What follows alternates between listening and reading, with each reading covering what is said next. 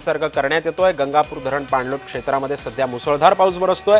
गंगापूर धरण सध्या आता 97% भरलंय, त्यामुळे आता नदीकाठच्या गावांना सुद्धा आता सतर्कतेचा इशारा देण्यात आलाय।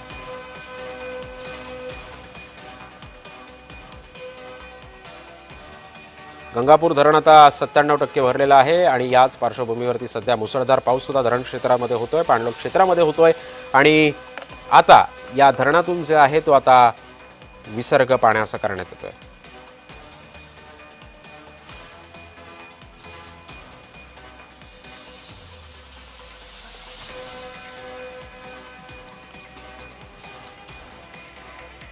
गंगापूर धरण आता सध्या 97% भरलंय।